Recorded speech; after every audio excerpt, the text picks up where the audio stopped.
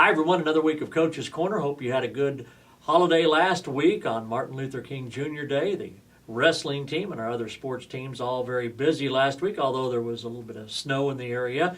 Didn't stop the Wildcat wrestlers from getting out and about. The Ponca City wrestlers have had a busy last couple of weeks with duels here at home and duels on the road. The most recent competition was down in Oklahoma City this past weekend, where Ponca City had a measure of success, also lost some tough matches, and our guest is Chris Walker. That was a tough field of teams, wasn't it, Chris? Yeah, it really was. And, like you said, the team had some success down there, and just really proud of the effort from the team and the progression of them. The OCU duels afford a coach a chance to really exert his team over a 2-day period, and I know 5, 6, 7 duels you guys wrestled, and you won about half of them. But that's a tough weekend. That's a grueling weekend.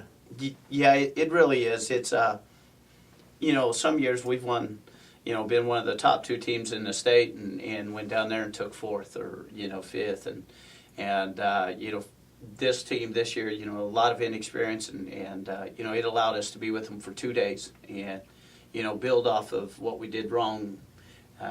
Whereas like a normal duel, we'll have a duel and then we won't be in that same format for 2 or 3 more days. And so as a team, it's really what these guys needed. And the first day, we wrestled one of the eventual finalist teams and wrestled well. It came down to the last two matches to see who was going to win that one. And consistently, that's how they wrestled that first day. They were right in there with some teams.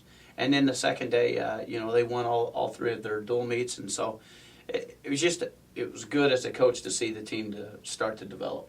You brought home some nice hardware, I saw too, Coach. Yeah, and the boys were really proud of it, and it's the small successes. Right.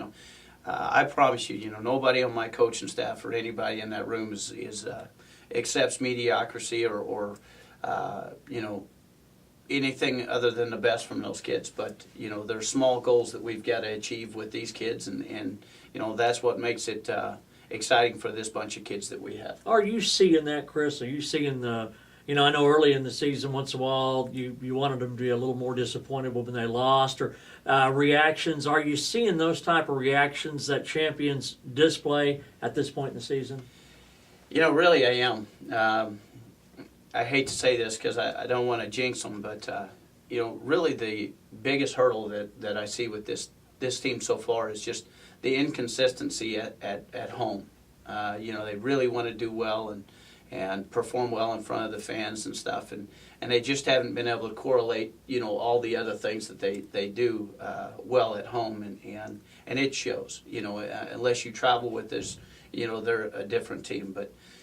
Yeah, we are starting to see those things. When they get beat, there's that sense of pride, and they're starting to challenge each other in the wrestling room and hold each other accountable, and it's something that's got to come from within. It can't be just the coach is saying. So. Now, last week we had the El Reno duel that was canceled because of weather. Are you going to try to reschedule that, or is that just out the window, Coach? Well, we definitely wanted to reschedule it, but.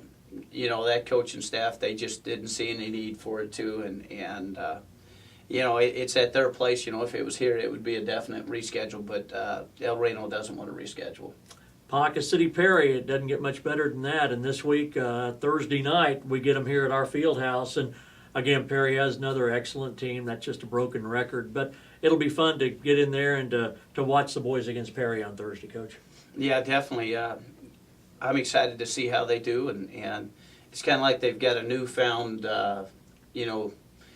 team personality, so to speak. And we wrestled Southmore the other day, and I think you talked to me on the radio, and I was just, I was pretty much speechless. Mm-hmm. And I really, I always have something good or bad to say, but I couldn't find the words because I was frustrated. We won, but we didn't look like the team that we coach, and then we wrestled them again this weekend, and I think we beat them something 50 or 60 something to 6 or 9. It just shows the improvement. A week ago we beat them 40 something to 27, and this team's starting to show what they're capable of.